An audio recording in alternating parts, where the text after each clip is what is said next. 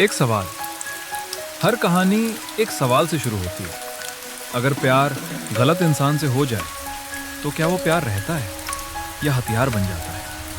ये कहानी भरोसे की है, धोखे की है और उस फैसले की जो इंसान एक बार ले ले तो वापस नहीं लौट सकता। ध्यान से देखना।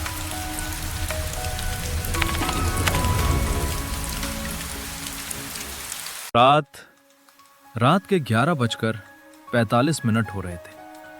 बाहर तूफान अपनी पूरी ताकत पर था। मुंबई की बारिश आज आसमान से पानी नहीं, जैसे तेजाब बरसा रही थी। खिड़कियों के कांच पर तड़तड़ की आवाज किसी के कदमों की आहट जैसी लग रही थी। डॉक्टर आर्यन खन्ना अपनी लेदर की कुर्सी पर पीछे झुक गए। वो शहर के सबसे महंगे और मशहूर साइकियाट्रिस्ट थे। उनका मानना था कि इंसानी दिमाग एक तिजोरी है और वो उस तिजोरी की चाबी। कोई भी राज उनसे छुप नहीं सकता था। उसने अपनी कलाई पर बंधी महंगी घड़ी देखी। टाइम टू गो, उसने खुद से कहा और विस्की का आखिरी घूंट भरा।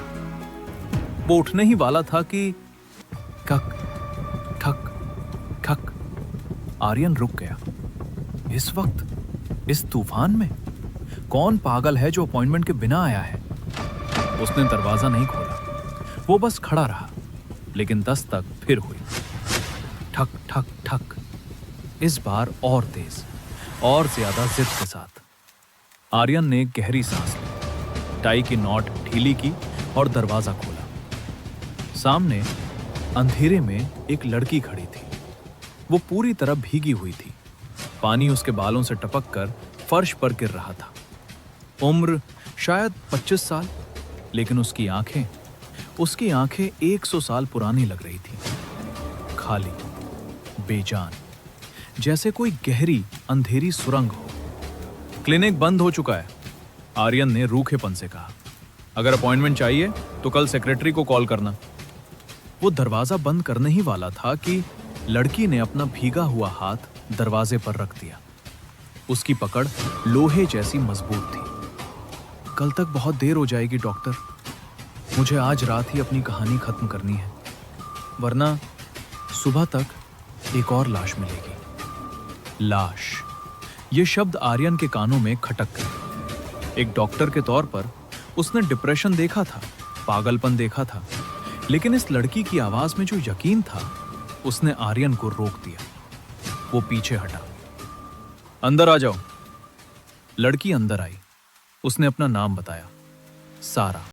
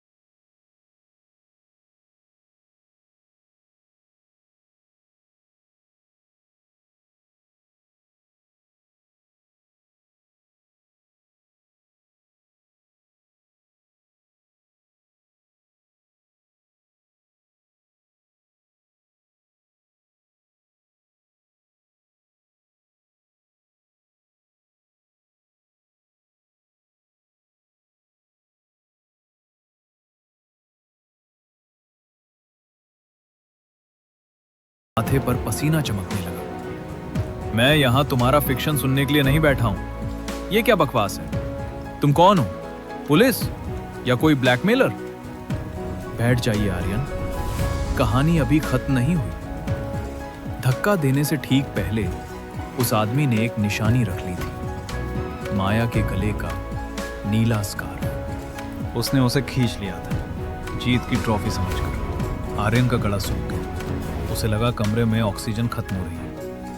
नीला स्कार्फ, वो स्कार्फ जो उसने माया की गर्दन से खींचा था ताकि वो गिरते वक्त उसके हाथ में ना आ जाए। लेकिन ये बात सिर्फ उसे पता थी और किसी को नहीं। तुम जानती क्या हो? निकलो यहां से। आर्यन ने अपना फोन उठाया। मैं पुलिस को बुला रहा हूं। लेकिन फोन की स्क्रीन काली थी, डेड। लैंडलाइन, वायर कटी हुई थी। कोई नहीं आएगा। डॉक्टर, आज रात सिर्फ मैं हूं, तुम हो और माया की यादें हैं। सारा ने अपनी गीली जैकेट की जेब में हाथ डाला और टेबल पर धीरे से एक कपड़ा रख दिया। एक नीला स्कार्फ, वही रेशमी कपड़ा, वही खुशबू। आर्यन की आंखों के सामने अंधेरा छा गया। यह नामुमकिन था। उसने उस स्कार्फ को जला दिया था। उसने खुद अपनी आंखों से उसे राख बनते देखा था। नहीं, ये झूठ है। ये नहीं हो सकता। अचानक आर्यन को चक्कर आने लगा। उसके पैर कांपने लगे। वो धम से कुर्सी पर गिर पड़ा। मेरे पानी में क्या मिलाया तुमने? आर्यन ने अपनी टाई खींचते हुए पूछा। उसकी जबान लड़खड़ा रही थी। वही जो तुमने माया की आखिरी ड्रिंक में मिलाया था डॉक्टर। एक रशियन न्यूरोटॉक्सिन जो शरीर को लकवा मार देता है लेकिन दिमाग जागता रहता है। सारा अब खड़ी हो चुकी थी। वो सोफे के चारों ओर घूम रही थी, जैसे एक शिकारी अपने शिकार को घेरता है। तुम्हारे पास सिर्फ 15 मिनट है आर्यन। एंटीडोट मेरी जेब में है, लेकिन वो तुम्हें तभी मिलेगा जब तुम सच बोलो। क्या सच? मैंने कुछ नहीं किया। झूठ मत बोलो आर्यन। सारा ने टेबल पर मुक्का मारा। लाश कहाँ है? तुमने पुलिस को कहा था कि माया खाई में गिर गई और बॉडी कभी नहीं मिली। लेकिन मैं जानती हूं तुमने उसे फेंका नहीं था, तुम उसे वापस लाए थे। कहाँ है वो? आर्यन फर्श पर रेंग रहा था। उसे मतिभ्रम होने लगे। उसे कमरे के कोनों में माया खड़ी दिखाई दे रही थी, खून से सनी हुई। माया, तुम जिंदा हो? आर्यन बड़बड़ाया। बताओ आर्यन, लाश कहाँ है? वरना यह जहर तुम्हारा दिल बंद कर देगा। 3, 2, रुको। नहीं, मैं मरना नहीं चाहता। हाँ, मैंने मारा उसे। मुझे उससे नफरत थी। मैंने उसे धक्का दिया, लेकिन वो मरी नहीं थी। वो बेहोश थी। मैं डर गया। मैं उसे वापस लाया, मेरे फार्म हाउस में। लोनावला वाला फार्म हाउस, बेसमेंट की दीवार के पीछे। मैंने उसे चुनवा दिया था। वो वहां है, दीवार के पीछे। अब मुझे दवा दो, प्लीज मुझे बचा लो। आर्यन फूट फूट कर रोने लगा। उसने अपना सबसे गहरा, सबसे काला राज उगल दिया था। अचानक क्लिक, कमरे की तेज ट्यूबलाइट जल उठी। वो तूफानी बारिश की आवाज जो पिछले 20 मिनट से गूंज रही थी, वो एक झटके में बंद हो गई। आर्यन ने अपनी धुंधली आंखों से ऊपर देखा। खिड़की जिससे उसे बारिश दिख रही थी, वो खिड़की नहीं थी। वो एक 4K स्क्रीन थी। सारा, जो अभी तक एक डरावनी आत्मा लग रही थी, उसने रिलैक्स होकर अपनी जैकेट ठीक की। उसका चेहरा अब डरावना नहीं, प्रोफेशनल लग रहा था। उसने अपनी कॉलर पर लगे छोटे से माइक को टैप किया। कंट्रोल, कन्फेशन रिकॉर्ड हो गया है। लोनावला फार्म हाउस, बेसमेंट की दीवार। टीम को वहां भेजो। क्या? ये क्या है? मेरा जहर? दरवाजा खुला। सफेद कोट पहने 2 आदमी अंदर आए, लेकिन वे आर्यन के स्टाफ नहीं थे। उनके कोट पर लिखा था सेंट्रल मेंटल असाइलम। उनके पीछे एक बुजुर्ग डॉक्टर आए, डॉक्टर वर्मा। डॉक्टर वर्मा ने आर्यन को नहीं, सारा को देखा। वेल डन एसीपी सारा, प्रोजेक्ट मिरर कामयाब रहा। सुनिए, आपको लगा आर्यन अपने क्लिनिक में था? नहीं, आर्यन खन्ना पिछले 3 साल से एक पागल खाने के हाई सिक्योरिटी वार्ड में बंद है। वो डॉक्टर नहीं, वो एक मरीज है। 3 साल पहले उसने सच में अपनी पत्नी माया को मारा था, लेकिन अपराध बोध इतना गहरा था कि उसका दिमाग टूट गया। उसने खुद को यह यकीन दिला दिया कि वो अभी भी एक बड़ा डॉक्टर है और उसकी पत्नी बस गायब हो गई है। उसने अपनी याददाश्त ब्लॉक कर दी थी। पुलिस ने सब कोशिशें कर ली, लेकिन आर्यन का डॉक्टर वाला व्यक्तित्व इतना मजबूत था कि वो लाश का पता नहीं बता रहा था। इसलिए आज रात यह नाटक रचा गया। उसके सेल को उसके पुराने क्लिनिक जैसा सजाया गया। एसीपी सारा को मरीज बनाकर भेजा गया। तूफान, बिजली, जहर सब नकली था। उसे कोई जहर नहीं दिया गया था। वो सिर्फ डर था।